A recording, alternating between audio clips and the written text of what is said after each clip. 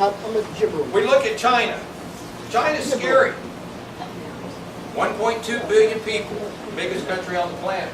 They now have 300 million middle-class citizens, same as us. But their average cost of labor is $5,000 a year, U.S., for labor. Now, folks, most people that are in industry will tell you that the two biggest costs the company has is personnel burden and research and development of their product and their service. What makes China even more scary, they have virtually no patent laws. They pretty much just steal our investments, our research, our technology, and then now they're able to mass produce it. And going forward, you've got to see that train coming down the road. That's why I keep saying, we need people in the Senate that are doing the trade agreements and the treaties. Now, I'm sure they're all going to start talking about it, because that's what I'm hearing now. Everything I go talk about is already starting to be said. But we got to have people that really understand that. Because up till now, we've not done a very good job. They are robbing us of our future jobs and our future investments and our future prosperity. And if we can't get that stopped, we're going to continue to decline. And if you want some real-world examples, look how they walked out of Los Alamos National Laboratory a few years with a set of blueprints to an intercontinental ballistic missile. Moved their program, their military program ahead, in some cases up to 15 years. We don't want this going on. It's a threat to us economically, and it's a threat to us militarily. We look at China again. Guess what country on the planet now has the most academic hours in a school year? China. Number 2, Korea. Number 3, Japan. Do you see an Asian component? We're like 10th because we're all focused on the teacher union and FCAT scores. Now, guys, we got to stop that. And when we look at that, let's just go ahead and talk about the education thing for a minute. First of all, I agree. We need to get rid of the U.S. Department of Education. It's not the government.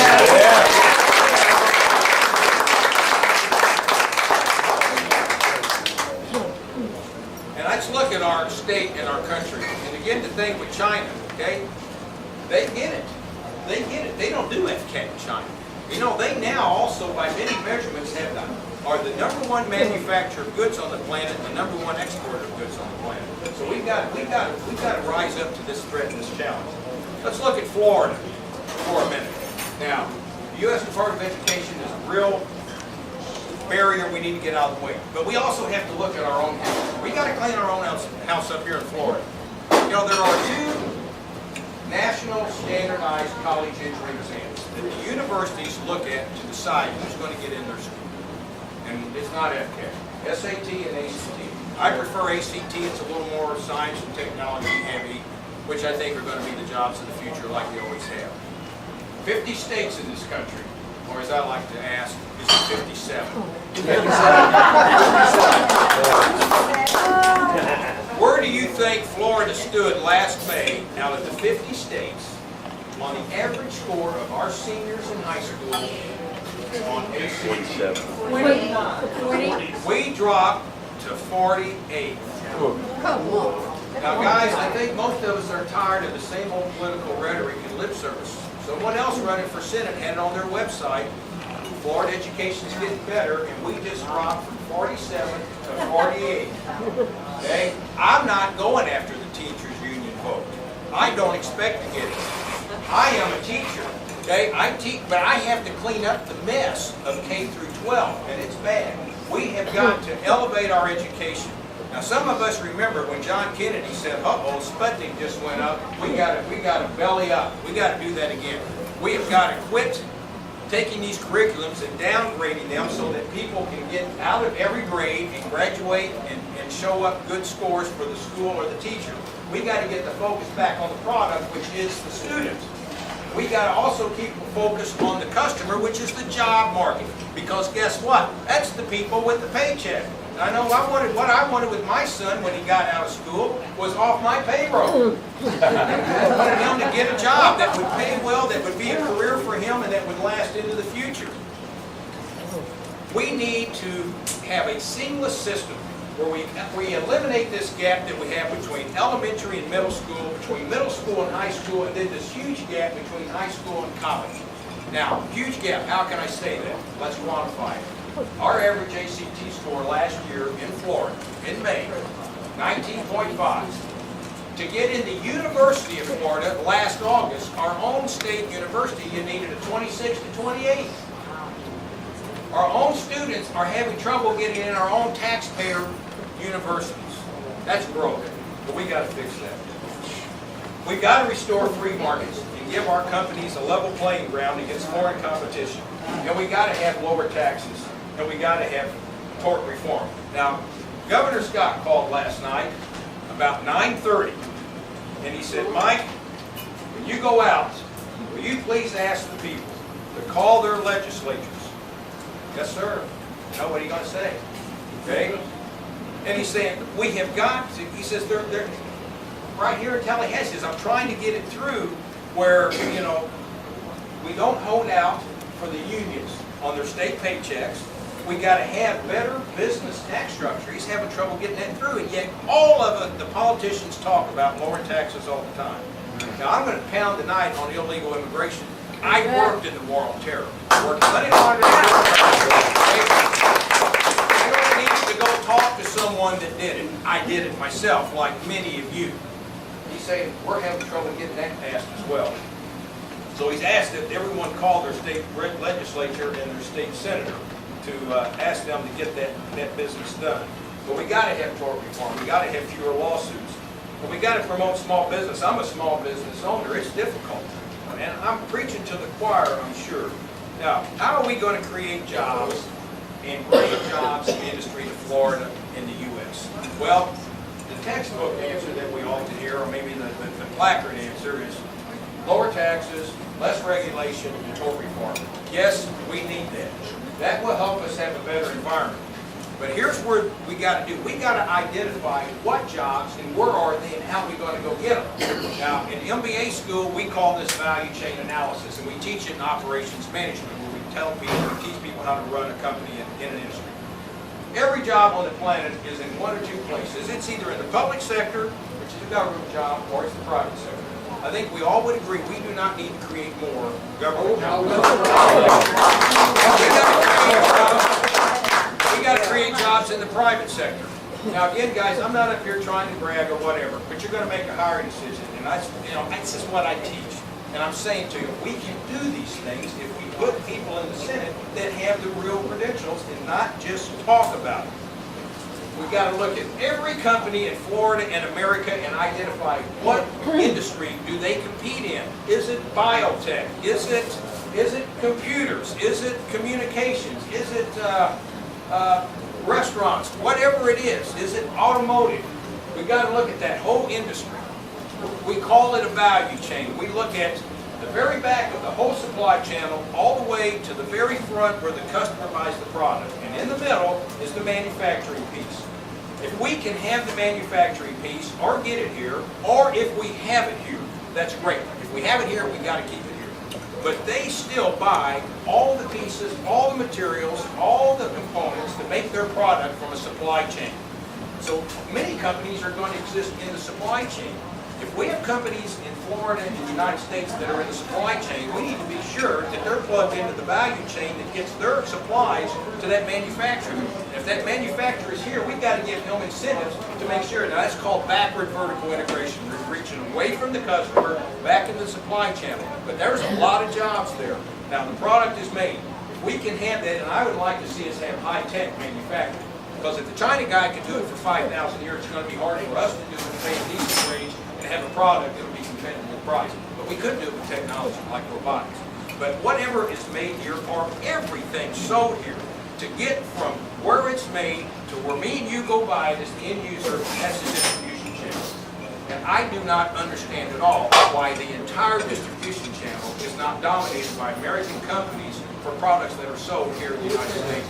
There we can create a lot of jobs as well. I look at our judges. Okay? Guess who confirms all the federal judges? Only the United States Senate. We're not doing good on that one. And our vital interests. We've got to make sure that our secrets are well protected. Now, I understand you got a guy coming in calling on national. He's going to give you a thing on national security. And I think he'll agree with that. But you're not going to learn anything classified there because it's illegal for him to tell you. We've got, and that's a good thing. The media doesn't have security clearance because we don't want them to know stuff. Just think about it. You watch a football game on TV, every time they call in a play, they cover their face because they don't want the other team to know if they're going to run or throw. The last thing we need to do is be giving our military secrets, our hardware secrets away because we're talking about it on TV or in the newspaper. The WikiLeaks stuff has got to stop. I look at what these judges, I'm telling you, it's got to, I mean, we look at the Constitution, it says that they have their job forever as long as they behave well. Isn't that what it says? I think some of them aren't behaving well, and I think we need to build a I look at healthcare. We've got to strategically align healthcare. Now that's the word everybody throws out. Strategically aligned really means that everybody and every effort and every dollar spent is pushed forward in the same effort to get the same desired outcome. And we eliminate individual agendas. We eliminate getting off in the weeds. We've got to have tort reform here so that doctors and hospitals don't have to prescribe unnecessary or duplicative tests just so they can get paid or avoid lawsuits. And I go back to almost everybody besides me running for this has been in politics in Florida. How come we don't already have that? Does that sound like a reasonable question to ask? Education. How are we going to do a better job educating? We talked about that briefly. We've got to have the right curriculums. We need to go out to industry and ask them to get involved in the curriculum development at high schools and our technical universities. Because we need to be teaching and educating our future workers for the demands of the workplace, because that's who's going to hire them. And then we need to have more internships where our students in high school, in tech school, and in the universities get academic credit to go out and spend time in the workplace. And they'll learn how competitive and how serious it is there, and they'll also be better students. How do we get where we want to be? We call this the strategic planning process. It's really pretty simple, but it's often not used, which is why we don't get where we want to be. How we teach this and how we do this in business, in the military, and I know for many of you all, I'm preaching to the choir. But we have to identify where we are now. That's our current state. Can we do that with a market analysis on the industries we're competing in so we can forecast our future revenues and profits? We then have to do a financial analysis on our organization or our state or our country, how much money we've got or don't got.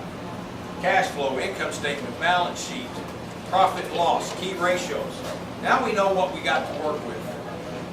Then we do a SWOT analysis where we evaluate the internal factors and the internal environment within our organization, and we call them strengths and weaknesses, and the external factors, which we call opportunities and threats, which includes both our competition, the marketplace, and the customers. Now we have a good idea right where we are, and we know where we can try to be because we know what our future revenue should be and how much money we have to work with. We measure that difference of where we are, where we want to be with what we call a gap analysis. That is what must drive our goal setting. In the case of an organization, our state, or country, our strategic goals. Strategic goals are what does the entity need to achieve or must achieve to get from where it is to where it wants to be. Now that's pretty simple when you think about it, but it's often not done. And right there, hand in hand with once we've identified the strategic goals, you do a needs assessment, which identifies the resources and the capabilities and the cost to achieve those goals. You do that before you start implementing your goals, because guess what? You may not be able to pay for those things, and you have to lower your vision a little and have strategic goals that will cost less. Let me give you one real-world example of not doing this, and it'll make a lot of sense to you. Obama healthcare. There was a strategic goal for every person in this country that we could not pay for because he didn't do the needs assessment. For Florida alone, was going to create a $6 billion unfunded mandate just for the increased cost of Medicaid here. That's why we have to do that. Once we see we can do this, we can achieve this, we can pay for this, roll it on to a strategic plan, and you implement it with tactics, and down the road you go. And of course you monitor, manage it as you go. What would I do as a U.S. Senator? That's really why I'm here. You know, I love this country just like you, and this is not a political career for me. I was fortunate enough, maybe old enough now if I think about it, that part of my military career I served under Ronald Reagan. Okay, we remember him. He had a philosophy. We win, you lose. I would work for less regulation and fewer laws that restrict our business, our jobs, and our freedoms. When I hear people talk about my legislative background, my legislative agenda, I get a little scared. I don't want more laws. I think we have too many already. Now, what committees would I want to serve on? And I've got a list of all, here's what senators do. They have an agriculture committee. Okay, I do have a license and a degree in practicing professional matter, but it's probably not where I go. Appropriations, you have a lot of finance stuff. Appropriations, banking, budget. Okay, I have a doctorate in business management. Teach many of these things. Armed services, yes, for me, that would be one. Or that uniform, one faster than another. I understand being a guardsman, I understand being a reservist, I understand being active duty. From E1 to full colonel, I would want to sit on that one. The Commerce is another committee. I'd like to sit on Commerce Committee.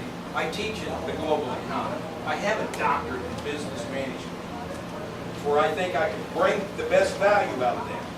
I look at foreign relations. I have worked with our ambassador teams in our embassies in other countries and with foreign dignitaries and foreign military officials. And I have some on-the-ground real-world experience. And folks, we've got to do a better job of protecting our interests abroad. No doubt about it. And I look at, we got business and entrepreneurship. I wouldn't mind that one, but the one I'd like the most is Homeland Security. We got to have some of that, and we don't right now. Because I think I do understand, like you do, why we need to secure that border, because there's a lot of things coming through there besides people want to come where I live and pick strawberries at Plant City. Mexico's virtually owned by the drug cartels. What don't you get?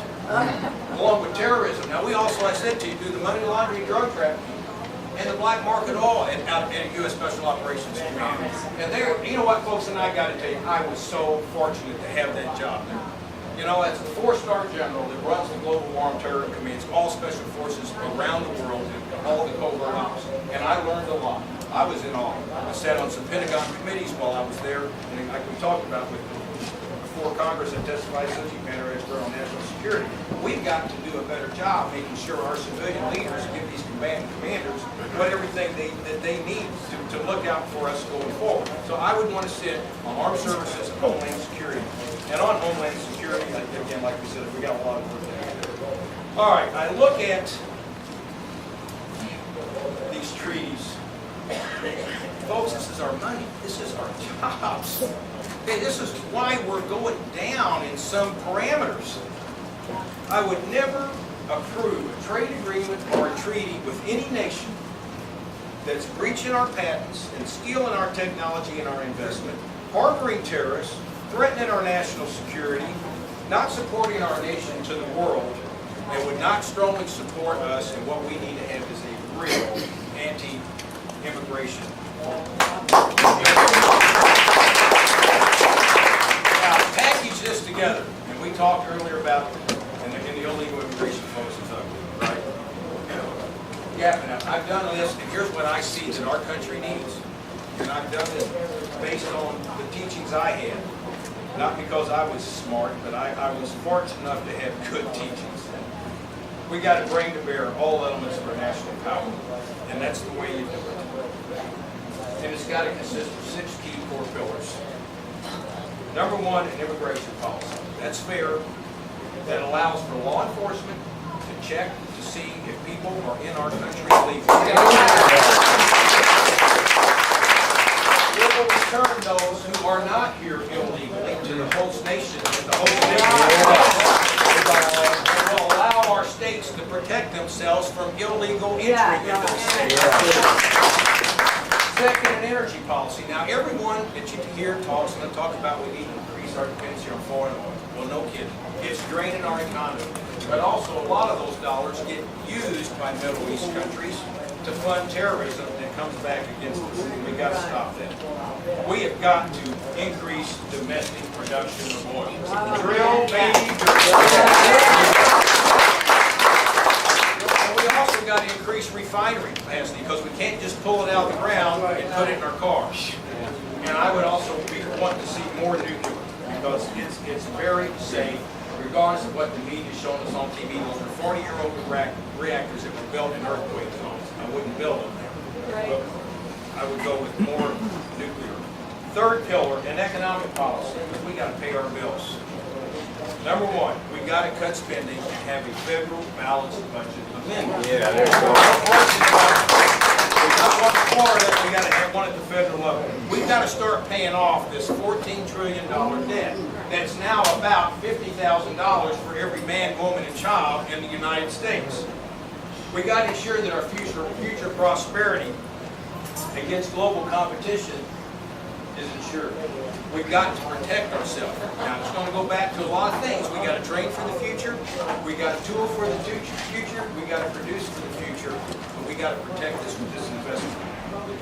We've got to have trade agreements that protect our jobs and protect our financial interests. We got to level the playing field for our goods and services around the world against nations who cheat with the way they artificially lower the value of their currency and again breach the patents. And we got to restore free markets. To really compete in this, you need a little understanding of some of these dynamics. We've got to use the global forces that we call it in this global economy to our advantage to create jobs. We got to better manage the environmental forces that we're up against. And if we want to know what some of those are, distributive, social economics, the legal, the physical, these countries have a lot of things that are working against us.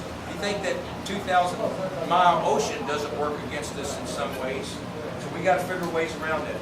We got to leverage the global dimensions that drive the global economy for advantage for us to grow our economy and our job base to include products and markets and promotion and our strategy and our ownership. And ownership is a key global dimension that's identified in any global economic textbook. We need to quit letting the United States of America be bought and owned by everybody else on the planet. Fourth is our foreign policy. We need U.S. ambassadors and embassy teams that are formidable and not just political favor appointees.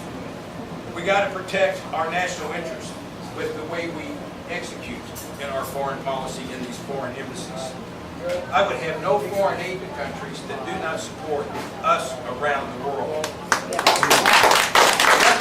instruction in my foreign policy. This one scares me. You want something to think about at night. You've got renegade nations that are trying to pirate technology and leverage it for military use and terrorism. You got a former Soviet Union who, by the way, Putin would love to resurrect to a world power again. And I would really like to see the U.S. Senate be someone that can stare a young guy. Okay? What do they do with all this stuff? Okay? You know, we didn't have a real strong accounting of it. That worries me. We've got to have better accountability, not just agreements with countries that say, okay, you can get rid of some of it. It probably didn't work anyway. I want to know, what did you sell that could hurt me? We got to protect against renegade technology of military hardware. Now, again, we talked about intercontinental ballistic missile. I was at Tendo Air Force Base a couple of weeks ago for you Air Force guys. I had to see the F-22 Raptor. I couldn't stand it, so I go up there. World's first supersonic stealth fighter. Can engage like 25 enemy aircraft to come out victorious. What a platform with an avionics weaponry package on it that's unbelievable. It clearly shows what this country can do if they will get the handcuffs off. Yes. Yeah. But I don't want to see one of those things flying back at us because someone has stolen it. We got to protect our secrets. A domestic policy is the fifth pillar. We got to restore the Constitution as the law of the land. We've got to limit union bargaining, particularly in government. We got to force employers to ensure that if you're working in this country, you're here legally and you're in the tax system. No Sharia law. No Sharia law. All Sharia based in this country. And I told the governor the other night, I said, Rick, this can't become London. This can't become England. We got to have an effective Department of Home. Yes, it was in Tampa. It was in Tampa. I know. The judge said, I'm going to rule based on Sharia law. We can't have that. We got to have Homeland Security that surely secures our borders as a part of our domestic policy. And if you are and you're a terrorist, I want you tried in a military trajectory of our civilian court system. And finally, a military policy. And I'm glad to know that all the rest of the guys running for senator now. We've got to maintain the best military in the world. Yeah. We gotta protect ourselves and our citizens and our interests and our allies. I get asked, how would you conduct military operations with your military policy? Well, it goes back to the way I was trained, and I think I was trained right. Not because I was smart, but the folks who trained us were smart. And I gotta tell you, these four-star general commanding commanders are sharp folks. It's unbelievable. The United States military is an instrument of force. That's what it is. It's designed to kill people and tear up things. It's equipped and trained to do that. You only use it as your last resort. You wait till you have tried everything else. Diplomacy, trade embargoes, get your friends, your allies to work with you, but when the day comes that someone simply will not play well in the sandbox and is a threat to our national security or national interest, you have to go over to the toolbox and pull out the big hammer. And here's how you do it. First of all, you have clearly defined military objectives. Do not use the military for non-military purposes. It's not what they're trained, equipped, and staffed. And then you effectively evaluate the threats. What am I up against? How big is it? Where is it? What's he got? How's he using it? What's his strengths? What's his weaknesses? And we do this well. And then you establish what we call a force package that possesses overwhelming force. Because once the battle starts, we don't want any close calls. No overtime. We want this thing over early in the first quarter. Yeah. You dominate the battle space at every level. Strategically, operationally, tactically. You bring to bear every resource and capability you have in a fully joined and integrated operation. You have your Navy sit out there and you block reports and nothing's coming in, nothing's coming out. You put an air tasking order in, you airspace, and you dominate the airspace and nothing's flying in. You take your Army units and you block all the roads coming in, you drop in and you seize all the communication. And when you seize all the airports and terminals, and you kick their ass. Yeah.